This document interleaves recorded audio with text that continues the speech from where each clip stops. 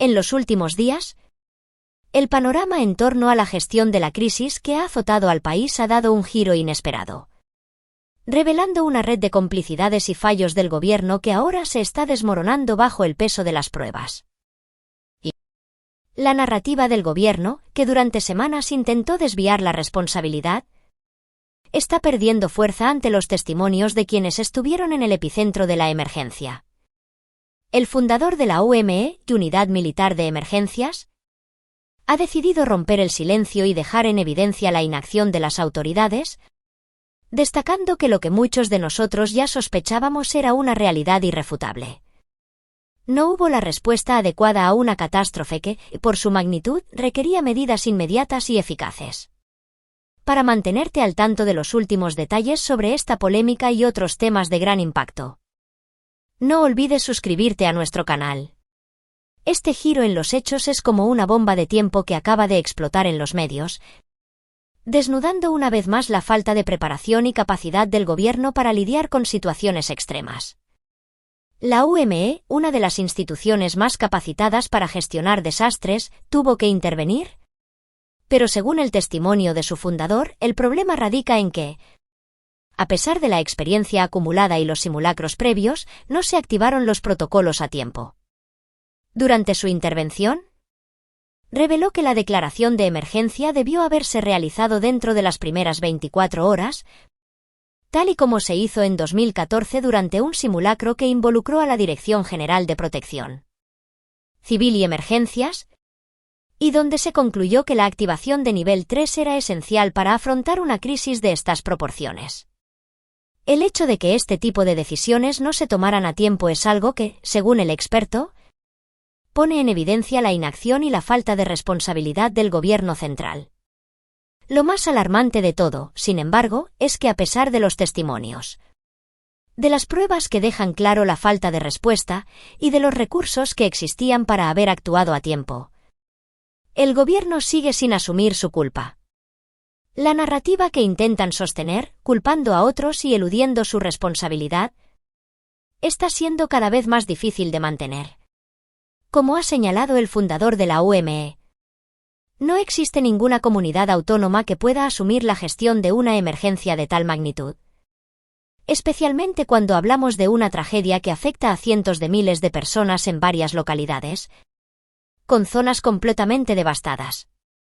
Es imposible que los servicios locales, como el 112 o los bomberos, sean capaces de afrontar tal carga sin el apoyo adecuado y sin la intervención inmediata del gobierno central.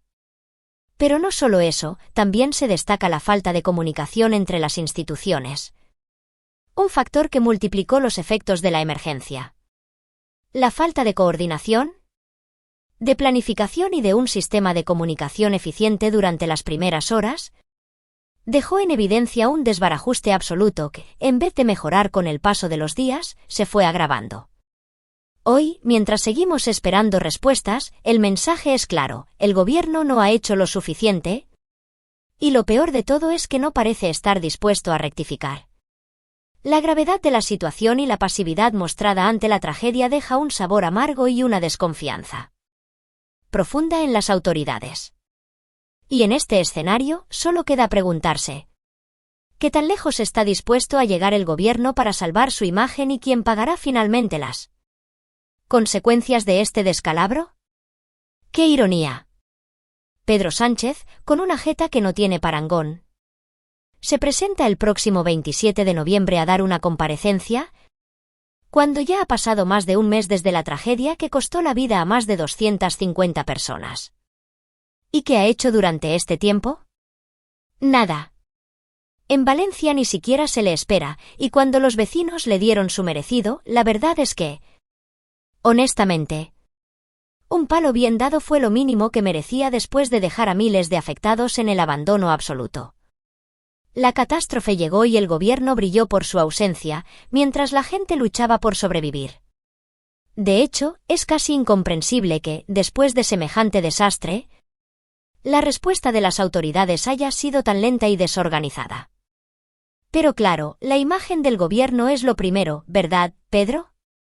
Y si pensabas que la indignación se limitaba solo a los ciudadanos comunes, prepárate para escuchar a quienes, desde sus cargos, están alzando la voz. El alcalde de Elche, de una localidad en Alicante, se ha mostrado absolutamente furioso ante la falta de acción del gobierno central. Resulta que, mientras las lluvias torrenciales siguen azotando la región, el ministerio encargado de limpiar los barrancos ha decidido no dar autorización para actuar y eso, a pesar de que la situación es cada vez más insostenible. Este alcalde, consciente del peligro que representa la acumulación de escombros, cañas y sedimentos en los barrancos cercanos a su ciudad, ha tomado cartas en el asunto y ha decidido proceder por su cuenta, ante la pasividad de las autoridades que no parecen entender la urgencia del momento.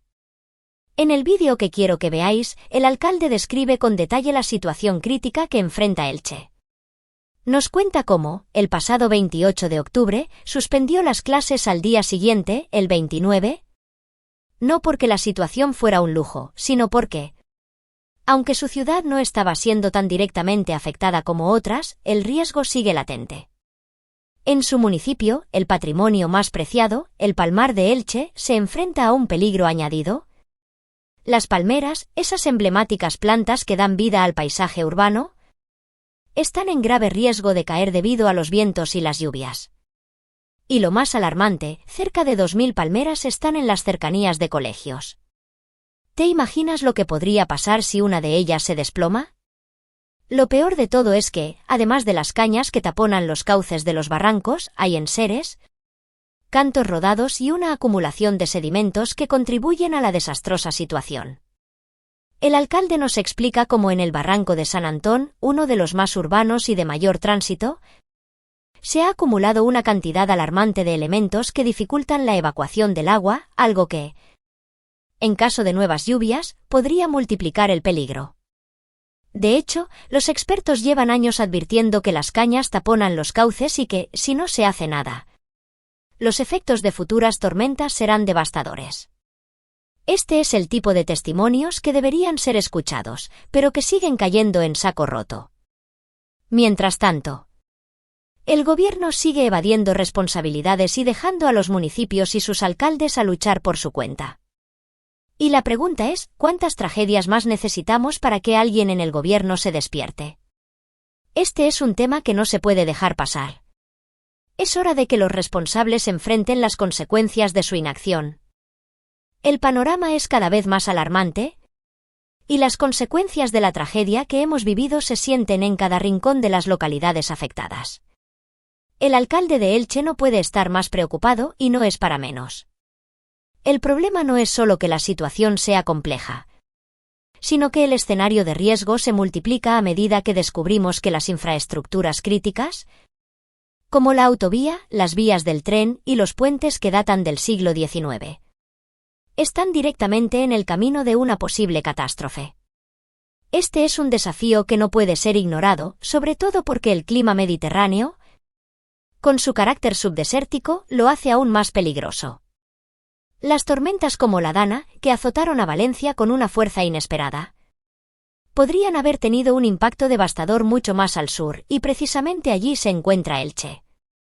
Lo que preocupa aún más es la falta de respuestas por parte de las autoridades nacionales. Este alcalde, que bien conoce su terreno y los peligros latentes en su ciudad, no está dispuesto a esperar sentado mientras el Ministerio de Medio Ambiente ignora las necesidades urgentes. Frente a la inacción de las confederaciones hidrográficas, ha decidido tomar cartas en el asunto. En lugar de esperar por un permiso que nunca llega, ha comenzado a tomar medidas por su cuenta. La instalación de pantallas de inspección en los barrancos y la preparación de alertas directas a los vecinos son solo el principio de una serie de acciones que se han puesto en marcha para intentar mitigar los riesgos que amenazan la seguridad de la población. Este enfoque, aunque válido y necesario, resalta la gravísima omisión por parte de las autoridades que deberían estar tomando las riendas, limpiando los barrancos y asegurando que la tragedia no se repita. Y lo que resulta aún más frustrante es la situación en la que se encuentra la ministra encargada de estas competencias. en lugar de ocuparse de lo urgente, como el saneamiento de los barrancos y la prevención de futuras tragedias, se encuentra más preocupada por su agenda en la Unión Europea, donde parece tener tiempo para rendir cuentas sobre temas que poco o nada tienen que ver con la realidad del país que gobierna. Mientras las comunidades están al borde de un desastre, ella se dedica a estudiar para exámenes y a presentarse en foros internacionales, sin mostrar la más mínima empatía por lo que está ocurriendo en su propia tierra. Este es el contexto que ha llevado a los ciudadanos y autoridades locales a pedir, con razón, que se les transfieran no solo las competencias necesarias para actuar en sus propios territorios, sino también los fondos que permitan realizar el trabajo que el gobierno central está evitando. Después de todo, ¿qué sentido tiene que un alcalde tenga que asumir el trabajo que debería hacer el gobierno? Si no se les da la capacidad de actuar, lo mínimo es que les proporcionen los recursos para hacerlo. Esta es la realidad de muchos municipios que, cansados de la inacción del gobierno, se ven obligados a organizarse y actuar por su cuenta para proteger a sus habitantes. Mientras tanto, el periodista Iker Jiménez y el presentador Carlos Herrera no han dejado de subrayar la gravedad de la situación. Iker, en su última intervención, ha querido dar a conocer un vídeo que resume perfectamente la cronología de los hechos. En él se revela cómo, quién y cuándo se informó sobre el peligro que representaban los barrancos y la situación meteorológica en las zonas más vulnerables. Este vídeo, titulado Bonaire Cronología, está disponible en las redes sociales y expone con claridad las negligencias que, a pesar de los esfuerzos de algunos, siguen costando vidas. El llamado a la acción está claro: si el gobierno no responde, los ciudadanos tendrán que tomar el control de su propia seguridad. ¿Qué más necesitamos para que las autoridades tomen cartas en el asunto? Es realmente escalofriante lo que estamos viviendo, y más aún es el hecho de que algunos medios, en lugar de ser transparentes y ofrecer una información veraz, se empeñan en ocultar los hechos y desviar la atención hacia aquellos que, como Iker Jiménez, han intentado hacerle frente a la realidad. No se trata simplemente de un desacuerdo o una diferencia de opiniones. Es una cuestión de ética y responsabilidad en el ejercicio del periodismo. Cuando Iker, un periodista que ha sido constantemente señalado y descalificado por su enfoque en temas poco convencionales, se enfrenta a una de las tragedias más grandes que ha sacudido España en años, se ve atacado por aquellos que deberían estar informando de manera objetiva, pero que en lugar de ello, prefieren crear cortinas de humo. El vídeo al que se hace referencia, Bonaire Cronología, es el ejemplo claro de cómo la desinformación ha reinado y cómo los medios, lejos de rectificar, optan por defender sus narrativas y tapar las fallas en su cobertura. Este vídeo, que ha alcanzado una impresionante cifra de casi 8 millones de visualizaciones, no es una simple pieza informativa. Es una llamada de atención, una denuncia directa sobre la torpeza y la falta de responsabilidad de ciertos medios y autoridades que, tras semanas de especulaciones, niegan la evidencia. En este caso, Iker no solo expone los errores, sino que también muestra con pruebas irrefutables cómo ciertos medios han tratado de manipular los hechos. Hablar de emergencias y de muertos, mientras se desvía la mirada hacia otros aspectos, es un acto profundamente irresponsable, y es precisamente eso lo que se denuncia en este tipo de contenidos. Lo que resulta aún más sorprendente es la incapacidad de estos mismos medios para pedir disculpas o corregir sus errores. Y la soberbia de no reconocer que se equivocaron y la falta de empatía con las víctimas son rasgos preocupantes de la ética profesional de algunos. Lo que más impacta es cómo, tras ser confrontados con las pruebas, algunos de estos profesionales no solo siguen en su postura, sino que redoblan su ataque. Iker Jiménez, sin embargo, ha resistido las presiones con dignidad. El testimonio de Antonio Naranjo y el apoyo que ha recibido de parte de su equipo, incluyendo a Alejandro Salem, consejero delegado de Mediaset, revela la importancia de mantener la integridad en momentos de crisis. Esta situación no solo ha puesto de manifiesto los errores cometidos, sino que ha dejado claro que hay un miedo palpable entre los grandes directivos y empresas, quienes, ante la presión social y mediática, buscan culpar a otros sin asumir sus responsabilidades. El caso de la defensa del programa de Iker Jiménez es significativo. Aunque no es el tema central, lo que está en juego aquí es mucho más grande. La capacidad de los medios para manejar la verdad sin caer en la manipulación, y el valor que tienen los periodistas para decir lo que otros callan. El apoyo de Mediaset a Jiménez es un gesto valioso. Sobre todo cuando en el contexto del periodismo español se ve que algunos compañeros, lejos de solidarizarse, se lanzan a atacarlo.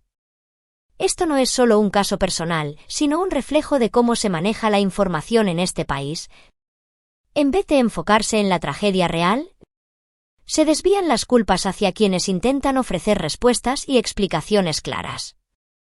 Lo que estamos viendo actualmente con el tratamiento de los medios y el comportamiento del gobierno en relación a la tragedia que aún sacude a muchas familias es, simplemente, alarmante.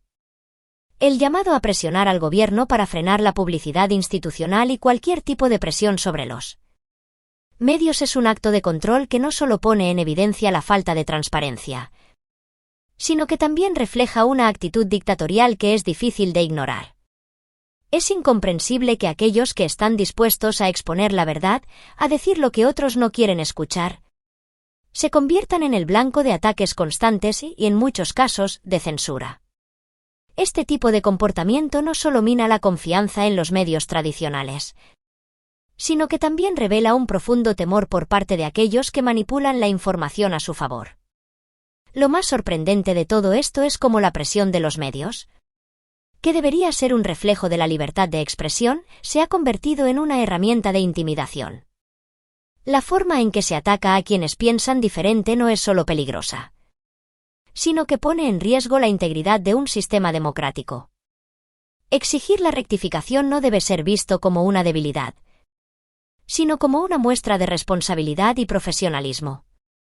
Todos cometemos errores, y pedir disculpas es un acto de madurez y, sobre todo, de honestidad. Sin embargo, lo que estamos viendo es un ciclo de desinformación alimentado por aquellos que no tienen la capacidad de reconocer su responsabilidad. Para mantenerte al tanto de los últimos detalles sobre esta polémica y otros temas de gran impacto, no olvides suscribirte a nuestro canal y deja tus comentarios.